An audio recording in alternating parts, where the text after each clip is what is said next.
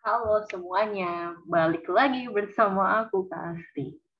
Pada video part 1 dan part kedua tentang pengalamanku dan video wawancara tes PNMK sudah pernah aku spill. Tapi kok kalian pengen atau belum tahu ya videonya, nanti aku taruh link 2 video tentang PNMK di deskripsi box.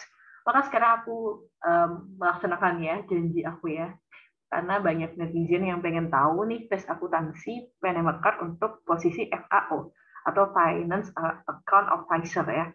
Nah, ini yang menyebabkan FAO itu memiliki tes tambahan dibanding kalau kalian melamar posisi AO ya, di mana ini ada tes akuntansinya seperti itu. Tapi tenang aja, di sini aku udah ngasih 8 soal ya akuntansi. Ini bukan soal aslinya, tapi seingat aku dan gambarannya kayak gitu. Ini ada 8 soal, tadi aku bahas juga sekalian jawabannya. Dan jika kamu merasa membutuhkan bocoran soal lagi, boleh komentar di kolom komentar ya, Kak, minta spill soal lanjutan kayak gitu ya. Nanti aku buatin video part keempat tentang tes akuntansi PNM Mekar. Dan ya, jangan lupa buat like, comment, subscribe channel ini ya guys. Oke deh, kita lanjut nih. Soal pertama. Oke, jadi kok kalian nanti dapat soal akuntansi, tenang saja, bentukannya itu adalah pilihan ganda ya teman-teman ya.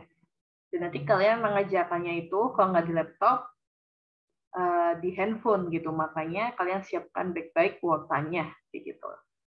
Soal pertama itu ditanya tentang pengertian akuntansi ya. Di sini kalian bisa baca, akuntansi berarti sebuah aktivitas atau proses dengan fungsi yaitu mengidentifikasi, mencatat, mengklasifikasi, mengolah dan menyajikan data yang berhubungan dengan laporan keuangan atau transaksi agar mudah dimengerti dalam mengambil keputusan yang tepat.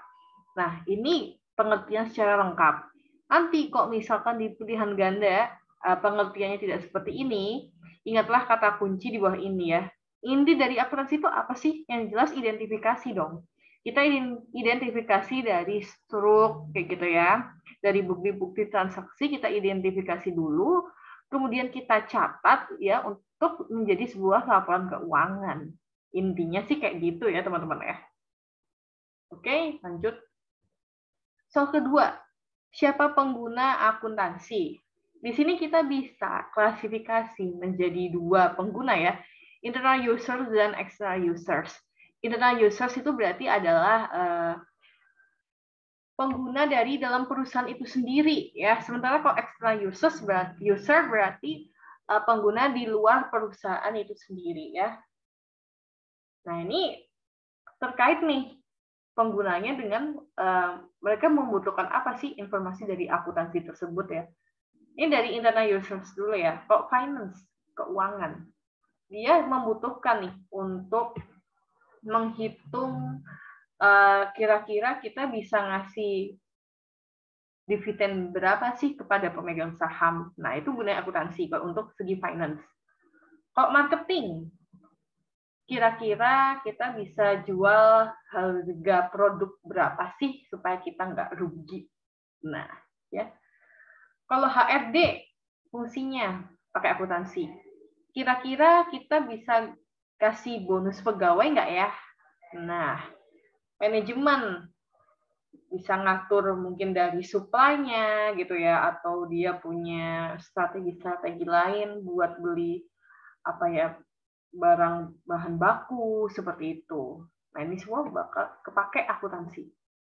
Kalau external users, jelas investor memakai. Kenapa investor memerlukan laporan keuangan? Karena mereka butuh ya, tahu gitu, dana itu misal mereka menanam modal di perusahaan, mereka harus ngerti tuh transaksinya tuh apa aja, terus untungnya di akhir setiap periode tuh berapa aja gitu. Itu untuk investor. Kok kreditor itu bermanfaat banget buat mereka ketika menagih hutang ya, kapan mereka bisa bayarnya gitu kan, perusahaan ini gitu, kira-kira estimasinya berapa lama waktunya membayar hutangnya gitu teman-teman. Oke, lanjut ke soal ketiga. jelaskan ya 3 sistem pencatatan dalam akuntansi. Yang jelas di sini kita mengenal 3 ya.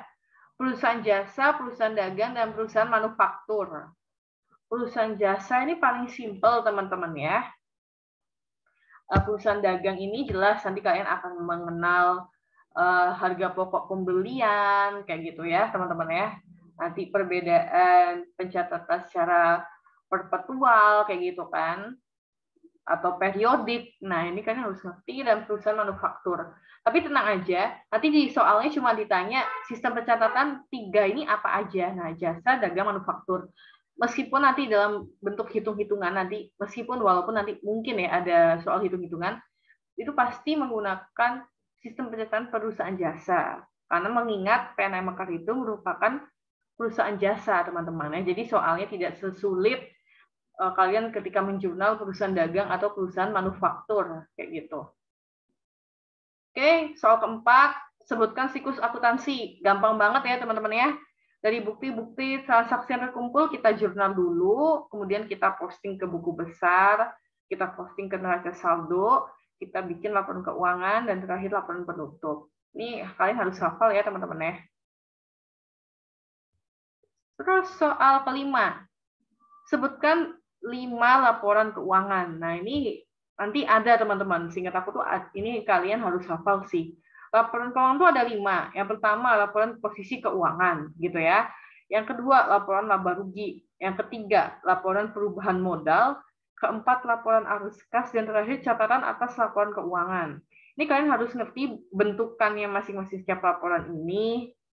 Ya, jaga-jaga kalian baca-baca lagi ya materi SMK kalian, atau kalian boleh cari di Google contoh laporan posisi keuangan itu gimana, contoh laporan laba rugi itu gimana, gitu kan ya. Pokoknya ini harus kalian kuasai, teman-teman.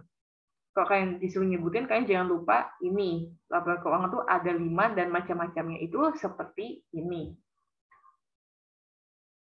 Soal ke-6, nah ini mulai masuk ke jurnal, teman-teman ya. Di sini aku ada 3 soal contoh jurnal gitu. Tenang aja, sekali lagi, mereka kok ngasih contoh soal penjurnalan itu sudah pasti perusahaan jasa gitu teman-teman. Jadi gampang kayak gitulah ya. Oke, pada tanggal 1 Januari, Joko memulai usaha salon menaruh uang tunai ke kas perusahaan sebesar 10 juta rupiah. Pencatatan jurnalnya bagaimana gitu kan? Tadi pasti ada pilihan gandanya, bikin kalian bingung. Nah, ini jawabannya adalah kas di debit sebesar 10 juta, dan modal di kredit sebesar 10 juta. Gitu cara mencatatnya ya, kalau soalnya seperti ini. Kita lanjut, soal ke-7. Tanggal 4 Januari diterima pendapatan salon sebesar 400.000. Bagaimana pencatatan jurnalnya? Nah, ini kasih debit sebesar 400.000 dan pendapatan di kredit sebesar 400.000. Oke. Dan terakhir soal nomor 8, Januari tanggal 6 mendapat project foto ya perusahaan ini ya. Upah salon Joko itu sebesar 10 juta untuk sekali project ini. Namun dibayar dulu tuh nyicil 3 juta dulu ya secara tunai. Ini kata kunci juga nih, secara tunai ya. Dan akan dilunasi setelah pekerjaan selesai. Pencatatan jurnalnya bagaimana? Di sini ada 2 ya, karena dia nggak dibayar full gitu, tapi ada yang dicicil. Nah, oke, karena belum dibayar full, maka kita di sini ada piutang di debit dan pendapatan di kredit. Sebesar berapa awalnya? 10 juta. Kita masing-masing tulis seperti itu. Nah, terus yang dicicilnya berapa nih? 3 juta kan? Dicicil 3 juta dulu. Dalam bentuk apa sayang? Dalam bentuk tunai. Kok tunai? Kita sudah bisa mengakunya dalam kas. Makanya kita pencatatan di sini kas pada piutang. Oke? Kas 3 juta, piutang kita kurangi dong dari ini kan. Berarti kan utangnya 10, udah dibayar 3 juta nih, berarti piutangnya tinggal 3 juta. Jadi pencatatannya kalau soal seperti ini adalah piutang pada debit dan pendapatan di kredit sebesar sama-sama 10 juta, kas debit 3 juta dan piutang kredit sebesar 3 juta. Oke. Mungkin kita kasih, kok kalian agak-agak lupa, ini ya, jangan lupa akun-akun nih. Akun-akun mana yang debit plus kredit minus gitu kan, mana akun yang debit minus kredit plus gitu ya, mungkin bisa nih ya saya spill di sini. Nah ini kita sebut sebagai akun harta dulu ya, akun harta, di mana contohnya seperti akun dengan nama kas, dengan nama piutang, dengan nama perlengkapan gitu ya, perlengkapan atau peralatan gitu ya, mesin atau kendaraan. Nah, ini kalian catatnya itu jika bertambah gitu ya. Oke, jika bertambah, jika plus gitu ya, jika bertambah maka di debit gitu ya. Terus jika berkurang maka di kredit. Nah, ini akun harta teman-teman ya. Kan harus hafal posisinya nih, kayak kas, piutang, perlengkapan, peralatan, mesin, kendaraan. Kita bahas akun ini, akun hutang plus modal ya.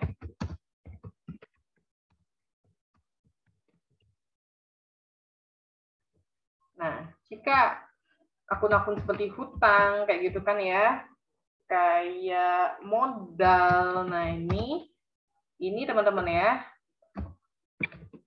Jika kebalikannya dari akun harta gitu, jika bertambah dia dikredit. Gitu. Jika berkurang di debit. Nah, ini kebalikannya dari tadi akun harta, oke? Nah, sekarang ada akun khusus. Kok mau jurnal gitu kan? Ini akun khusus, teman-teman. Akun khususnya beban dan pendapatan ya. Nah, ini berkebalikan gitu dari teori tadi, beban dan pendapatan. Beban tuh kan kalau kita mikir-mikir kayaknya ini kan bagian dari akun hutang ya gitu ya. Ternyata ya harusnya kalau dia tambah harusnya dikredit dong. Nah, ini berkebalikan gitu. Beban itu, beban ya, kalau bertambah dia di debit, teman-teman. Jika bertambah. Nah, sementara kalau berkurang dia di kredit. Oke. Sementara kalau pendapatan dia kalau bertambah itu di kredit. Sementara kalau dia berkurang itu di debit. Nah, kenapa aku kok nulis ini? Karena akan ada banyak soal tentang penjurnalan gitu di PNM Mekar. Maka kalian harus benar-benar menguasai ini. Contoh soal penjurnalan itu ya seperti nomor 6, 7, dan 8. Jadi penjurnalan perusahaan jasa, teman-teman. Ya, beda lagi kok kalian membahas tentang perusahaan dagang gitu kan atau perusahaan manufaktur, karena kan pencatatannya kalau dagang ada sistem perpetual dan sistem periodik ya, itu beda lagi tuh nanti terkait harga pokok pembelian. Tapi jangan khawatir, sekali lagi karena PNM Mekar itu perusahaan jasa, sudah otomatis soal-soal akuntansinya itu perusahaan jasa. Nah, nanti jangan lupa, ini tadi kan aku kasih contohnya tentang soal penjurnalan doang ya. Kita belum masuk nih. Tadi kan siklus akuntansi itu ada buku besar, neraca. Nah, ini laporan keuangan, nanti ada soalnya, teman-teman. Makanya kalau kalian memang merasa butuh dibocorkan, kalian boleh ditulis kolom komentar, nanti aku bikin video lanjutannya, oke? Mungkin segitu aja, teman-teman. Terima kasih sudah nonton, and see you on the next time.